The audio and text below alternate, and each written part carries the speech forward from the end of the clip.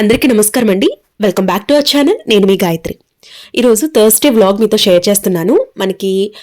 నేను అప్లోడ్ చేసే రోజుకి కార్తీక పౌర్ణమి అయితే ముందు రోజు నేను ఇంటిని ఏ విధంగా క్లీన్ చేసుకున్నాను, కార్తీక పౌర్ణమికి ఏమేమి ఏర్పాట్లు చేసుకున్నాను అనే సమాచారంతో పాటు కార్తీక పౌర్ణమి రోజున మనం పాటించవలసినటువంటి నియమాలు ఏమిటి, తప్పకుండా కొన్ని నియమాలు అయితే తప్పకుండా పాటించాలండి. కొన్ని తప్పులు మనం తెలిసి తెలియక చేసేస్తూ ఉంటాము. అవి చేయకుండా మనం కొన్ని జాగ్రత్తలు అనేవి తీసుకోవాల్సి ఉంటుంది.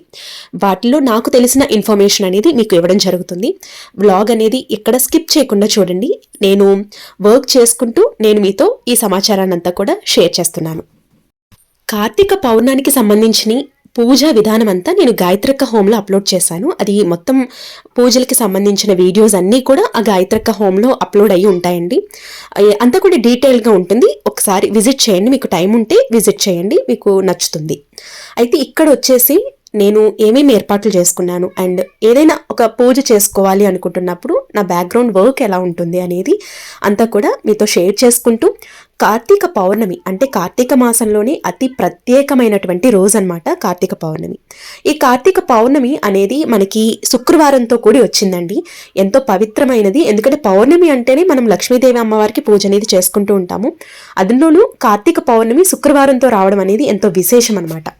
నార్మల్గా శుక్రవారం శనివారం 2 రోజులు కూడా ఇంట్లో పూజ అనేది ఉంటుంది. ఒక పండుగ వాతావరణంలో ఉంటుందండి. ఎందుకంటే సాటర్డే వచ్చేసి మా వారు నేను పూజ అనేది చేసుకుంటాము. ఇక శుక్రవారం వచ్చి నేను ఎలాగో అమ్మవారికి పూజ అనేది చేస్తాను. అందులోనూ శుక్రవారం కార్తీక పౌర్ణమి కూడా వచ్చింది కాబట్టి కార్తీక పౌర్ణమికి ఏమేమైతే ఏర్పాట్లు చేసుకోవాలో అవన్నీ కూడా చేసుకుంటున్నాను అనమాట. 365 ఒత్తులు మనం నార్మల్గా కార్తీక పౌర్ణమి రోజున వెలిగిస్తూ ఉంటాం కాబట్టి 365 ఒత్తులు కూడా ఏర్పాటు చేసుకుంటున్నాను. ఇక్కడ ఎందుకు మెన్షన్ చేస్తున్నాను అంటే 365 ఒత్తులు స్వయంగా చేసుకునే వాళ్ళు కూడా ఉంటారండి. నార్మల్గా షాప్స్లో కొని తెచ్చుకునే వాళ్ళు ఉంటారు, ఇంక్లూడింగ్ నేను కూడా షాప్లోనే కొని తెచ్చుకున్నాను. ఎందుకంటే ఇప్పుడు ఉన్నటువంటి బిజీ షెడ్యూల్లో కానివ్వండి, బిజీ లైఫ్ స్టైల్లో మనం ఓన్గా స్వతహాగా చేసుకోవటం అనేది కుదరకపోవచ్చు. అయితే ఎవరైతే మనకి ఇంట్లో పెద్దలు ఉన్నారో కార్తీక పౌర్ణమి వస్తుంది అనగానే ఈ ఒత్తులు కానివ్వండి, కుంభ ఒత్తులు కానివ్వండి, 1000 ఒత్తులు కానివ్వండి, ఇవన్నీ కూడా చక్కగా చేస్తూ ఉంటారండి.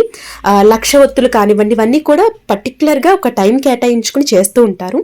అలా ఏర్పాట్లు చేసుకుంటూ ఉంటారనమాట. మనం ఈ కార్తీక పౌర్ణానికి గుర్తుపెట్టుకోవాల్సిన విషయం ఏంటంటే మట్టి ప్రమిదల్లో దీపారాధన అనేది ఎంతో శ్రేయస్కరం అండి. మనం వెండి కుందెల్లో అలాగే ఇత్తడి ప్రమిదల్లో నిత్యం దీపారాధన అనేది చేస్తూ ఉంటాం. కానీ కార్తీక పౌర్ణమి రోజు మట్టి ప్రమిదలో దీపారాధన చేస్తే చాలా మంచిది. ఈ మట్టి ప్రమిదలో దీపారాధనతో పాటు పిండి ప్రమిద కూడా దీపారాధన ఎంతో శ్రేయస్కరం. దీంతో పాటు ఉసిరి దీపారాధన. ఈ దీపారాధన ఎందుకు చెప్తున్నాను అంటే కార్తీక మాసంలో మనం 5 విషయాలు గుర్తుపెట్టుకోవాలి. 1 స్నానం, 2 దీపారాధన, 3 ఉపవాసం, 4 స్వామివారి యొక్క అంటే శివనామ స్మరణ, 5 దానం. ఈ విషయాలనేవి కంపల్సరీ గుర్తుపెట్టుకోవాలి. అయితే కార్తీక పౌర్ణమి రోజున మనం చేసే దానం అనేది ఎంతో విశేషమైనటువంటి ఫలితాన్ని ఇస్తుందని మన వేద పండితులు చెప్తూ ఉన్నారు. అయితే కార్తీక పౌర్ణానికి మనం దీపదానం అనేది చేస్తూ ఉంటాం కదండి. దీపదానానికి సంబంధించినటువంటి వీడియోస్ అన్నీ కూడా నేను గాయత్రక్క హోమ్లో అప్లోడ్ చేశాను. ఒకసారి చూడండి ఎలా చేయాలి అనేది.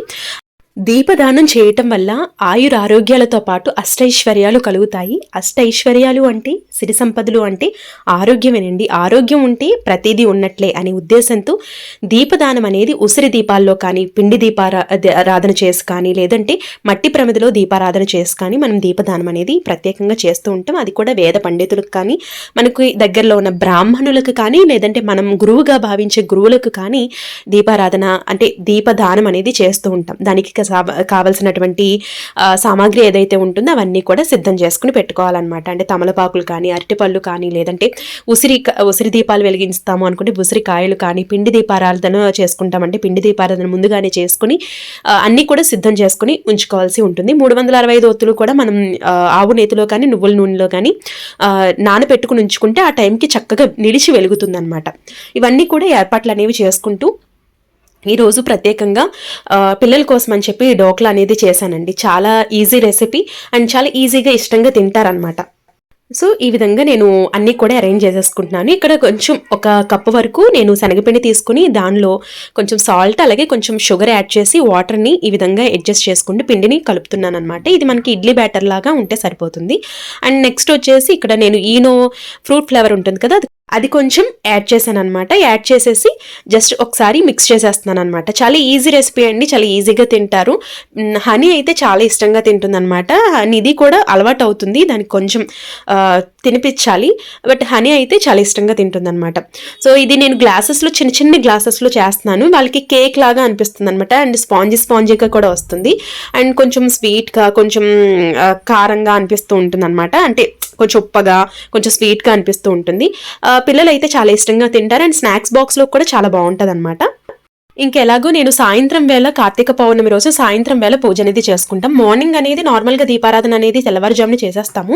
అయితే సాయంత్రం వేళ విశేషంగా పూజ అనేది చేసుకుంటూ ఉంటాం కాబట్టి ఇంకా సాయంత్రానికి సంబంధించినటువంటి గుడికి కూడా వెళ్తాం కాబట్టి గుడికి సంబంధించిన సామాగ్రి అంతా కూడా సర్దేసుకుని పెట్టేసుకుంటే అప్పటికి ఇంకా ఎలాంటి హడావిడి లేకుండా ఈజీగా వెళ్ళిపోవచ్చు అనమాట. అలాగే ఈరోజు సాయంత్రం వేళే శివుని పూజిస్తూ ఉంటామండి. సాయంత్రం వేళ అంటే 5:30 నుండి 7:30 లోపు మనం శివాలయానికి వెళ్ళి, లేదంటే ఇంట్లో పూజ చేసుకుని శివాలయానికి వెళ్ళి స్వామివారికి 365 ఒత్తులు వెలిగించేసుకున్న తర్వాత శివుని యొక్క దర్శనం చేసుకుని అక్కడ తోరణం కూడా చేస్తూ ఉంటారు. తోరణం కూడా మనకి ఈరోజు దర్శనం అనేది ఇస్తూ ఉంటుంది. అయితే అది కూడా దర్శించుకుని చక్కగా ఇంటికి వచ్చి చంద్రుడిని కూడా చూసి చంద్రుడికి కూడా పూజ అనేది చేసుకుని తర్వాత ఉపవాసం అనేది ముగిస్తూ ఉంటాను. ఇలా చేసుకుంటాను. అండ్ ఇక్కడ వచ్చేసి నేను ఈ శనగపిండి బ్యాటర్ ఏదైతే ఉందో అది గ్లాస్లో వేసేసి కుక్కర్లో వాటర్ వేసి జస్ట్ బాయిల్ చేస్తున్నాను అనమాట. ఇడ్లీ ఎలా చేసుకుంటాం అలాగేనండి. నమస్కారం అండి, welcome back to our channel. నేను మీ గాయత్రి. సో ఈ రోజు బ్లాగ్ అనేది థర్స్డే బ్లాగ్ అనమాట. సో పనులన్నీ కూడా కంప్లీట్ అయిపోయి ఇప్పుడే హెడ్ బాత్ చేసి వచ్చాను. సో హెడ్ బాత్ చేసే లోపు నేను ఏం చేశానంటే డోక్లా ఉంటుంది కదా, సో అది నేను ప్రిపేర్ చేశాను అనమాట స్నాక్స్ కోసం అని చెప్పి. సో మధ్యాహ్నం స్నాక్స్కి ఉపయోగపడుతుంది అండ్ లంచ్ బాక్స్ అంటే మధ్యలో స్నాక్స్గా తీసుకోవడానికి బాగుంటుంది అని చెప్పి ముందుగానే చేసి పెట్టేశాను. సో డోక్లా చాలా చాలా టేస్టీగా ఉంటుందండి, చిన్నపిల్లలు కూడా చాలా ఇష్టంగా తింటారు. సో కంప్లీట్ అయిపోయింది. సో ఇది పూర్తిగా కంప్లీట్ అయ్యిందా లేదా అనేది తెలుసుకోవడం కోసం ఒక నైఫ్తో ఇలా చెక్ చేసుకోవచ్చు అనమాట. సో చెక్ చేసుకుంటే మనకి నైఫ్కి ఏమి అంటకపోతే కనుక అది పర్ఫెక్ట్గా కుక్ అయిపోయినట్టు. ఇది కుక్ అయిపోయిందండి. ఇలా గ్లాస్లో చేయడం వల్ల ఏంటంటే చాలా ఈజీగా అయిపోతుంది అనమాట. దీన్ని జస్ట్ ప్యాన్లో కూడా అంటే మనకి ట్రేలో కూడా వేసుకోవచ్చు. సో కేక్ ప్రిపేర్ చేస్తాం కదా ట్రే, ఆ ట్రేలో కూడా వేసుకోవచ్చు అనమాట. బట్ నేనైతే గ్లాసెస్లో చిన్న చిన్న గ్లాసెస్లో చేశాను. చాలా మంచిగా పర్ఫెక్ట్గా కుక్ అయింది అనమాట. ఇప్పుడు సో చిన్నపిల్లలు చాలా ఇష్టంగా తింటారండి, ఎవరైనా ఈజీగా చేసేసుకునే రెసిపీ అనమాట ఇది.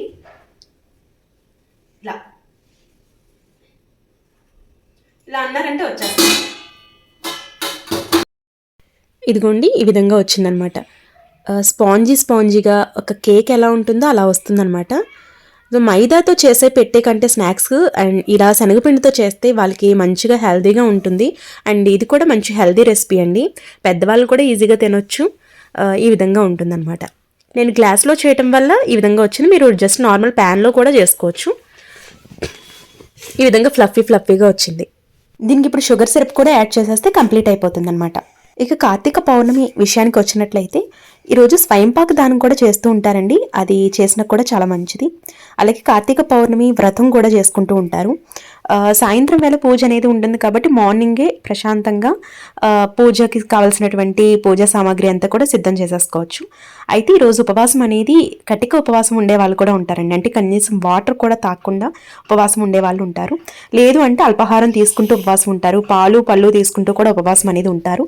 అది ఎవరిష్టం బట్టి వాళ్ళు అలా ఉపవాసం అనేది చేసుకోవచ్చు అనమాట. ఎందుకంటే అందరి ఆరోగ్యాలు ఒకలా ఉండవు కదా, అందుకని చెప్పి. సో ఈ విధంగా కార్తీక మాసంలో కార్తీక పౌర్ణమి రోజు ముందు రోజు నేను చేసుకున్నటువంటి ఏర్పాట్లు అయితే ఇవ్వండి. గ్యాస్ స్టవ్ అంతా కూడా క్లీన్ చేసేసుకున్నాను, ఇంటినంతా క్లీన్ చేసుకున్నాను అండ్ పిల్లల కోసం స్నాక్స్ చేస్తున్నాను. పూజకి కావాల్సినవన్నీ కూడా ఏర్పాట్లు చేసుకున్నాను. చాలామంది అడుగుతున్నారు, అక్క మీకు 2 పిల్లలతో పూజలు అవన్నీ ఎలా కుదురుతున్నాయి, ఎలా సెట్ చేసుకుంటున్నారు అని అడుగుతున్నారు. నేనైతే నాకున్నటువంటి బిజీ షెడ్యూల్కి నేను చాలా వరకు మేనేజ్ చేసుకుంటూ వస్తున్నానండి. హౌస్ వైఫ్గా ఉండటం అనేది నార్మల్ విషయం కాదు. ప్రతి పని కూడా నేనే చూసుకోవాలి. ఇంట్లో కుకింగ్ దగ్గర నుంచి చిన్న చిన్న పనుల దగ్గర నుంచి బయటకు వెళ్ళి ఏదైనా తెచ్చుకోవడం దగ్గర నుండి అన్నీ నేనే చూసుకోవాలి. ఆల్మోస్ట్ అందరూ కూడా ఇలాగే చేస్తున్నారు. బట్ ఏంటంటే యూట్యూబ్ కూడా నేను ఎక్స్ట్రా వర్క్ అనేది యాడ్ అయ్యింది కాబట్టి యూట్యూబ్ అంటే ఏం లేదండి, అందులో జాబేనమాట. ప్రతిరోజు వీడియో అప్లోడ్ చేయాలి. వీడియోని బట్టి వ్యూస్ని బట్టే ఏదైనా ఆధారపడి ఉంటుంది. అది కూడా జాబేనమాట. పూజలు ఇవన్నీ కూడా ఒక ఎత్తు అయితే వ్లాగింగ్ అనేది ఒక ఎత్తు అండి. ఎందుకంటే వ్లాగ్ అనేది ప్రతి పనిలోనూ మనం ట్రైపాడ్ అనేది మన చుట్టూ తిప్పుకుంటూ ప్రతిదీ షూట్ చేయవలసి వస్తుంది. ఒక్కొక్కటి ఏంటంటే ఒక్కొక్క షూట్ చేసినప్పుడు ఒక్కొక్క వీడియో క్లిప్ అనేది మిస్ అయిపోతూ ఉంటుందండి. మంచి ఇంపార్టెంట్ థింగ్ చెప్పాలి అనుకుంటున్నప్పుడు ఆ వీడియో క్లిప్ అనేది మిస్ అయిపోతూ ఉంటుంది. ఇలాంటివి కూడా జరుగుతూ ఉంటాయి. ఎవరైతే యూట్యూబర్స్ ఉన్నారో వాళ్ళకి ఇది చాలా మంది ఫేస్ చేసే ప్రాబ్లమేనమాట. సో అలాంటిటప్పుడు కొంచెం ఇబ్బందిగా అనిపిస్తుంది. ఏదైనా కూడా యూట్యూబ్ వర్క్ అంటే నార్మల్ విషయం ఏం కాదండి. చాలా కష్టపడాలి. కష్టం పడినా కూడా వ్యూస్ రాని వీడియోస్ ఎన్నో ఉంటాయి. వ్యూస్ వచ్చినా కూడా దానికి డాలర్ యాడ్ అవ్వలేని వీడియోస్ ఇంకా ఉంటాయన్నమాట. ఇవన్నీ కూడా బ్యాక్గ్రౌండ్ వర్క్. ఇదంతా ఎందుకు చెప్తున్నాను అంటే నా వీడియో ఎంతమంది రీచ్ అవుతుంది, ఎంతమంది చూస్తున్నారు అనేది నాకు తెలియదు, కానీ మ్యాక్సిమం టు మ్యాక్సిమం నేను మంచి సమాచారాన్ని అందివ్వాలి అనే ఉద్దేశంతో వ్లాగ్ కానీ లేదంటే డివోషనల్గా పూజలు కానీ చేసుకుంటూ ఉంటానండి. ఇందులో ప్రతిరోజు నేను అనుకుంటాను వీడియో మంచిగా వెళ్ళాలి, ప్రతి ఒక్కరు కూడా నా వీడియో చూడాలి, మంచిగా సపోర్టివ్గా ఉండాలి అని ప్రతిరోజు నేను అదే కోరుకుంటాను అనమాట. ఐ హోప్ ఈ వీడియో మీకు నచ్చిందని అనుకుంటున్నాను. ఈ వీడియో ఎంతమందికి రీచ్ అవుతుందో నాకు తెలియదు, కానీ ఈ వీడియో నచ్చితే కనుక ప్లీజ్ లైక్ చేయండి. మీ ఫ్రెండ్స్ అండ్ ఫ్యామిలీ మెంబర్స్కి తప్పకుండా షేర్ చేయండి. అండ్ మీరు ఎక్కడి నుంచి చూస్తున్నారు అనేది నాకు కమెంట్ సెక్షన్లో చెప్పండి. ఎందుకంటే నా వీడియో ఎక్కడి వరకు వెళ్ళింది అనేది తెలుసుకోవాలని నాకు అనిపించి నేను అడుగుతున్నాను అనమాట. అంతే. ఈ వీడియో నచ్చినట్లయితే లైక్ చేయండి. మీ ఫ్రెండ్స్ అండ్ ఫ్యామిలీ మెంబర్స్కి తప్పకుండా షేర్ చేయండి. అలాగే మన ఛానల్ని సబ్స్క్రైబ్ చేసుకోండి. మీకు ఇంకా ఎలాంటి వీడియోస్ కావాలి, వ్లాగ్స్ నచ్చుతున్నాయా లేదా అనేది కూడా కమెంట్ సెక్షన్లో చెప్పండి. తప్పకుండా నేను రిప్లై అనేది ఇవ్వడం జరుగుతుంది. ఈ విధంగా రెసిపీ అయితే ఈ విధంగా వచ్చిందండి. చాలా బాగుంది. సిరప్ అంతే రెడీ అయిపోయింది. అంటే జస్ట్ 3 స్పూన్స్ వరకు నేను షుగర్ యాడ్ చేసి జస్ట్ సిరప్ లాగా యాడ్ చేసేసాను.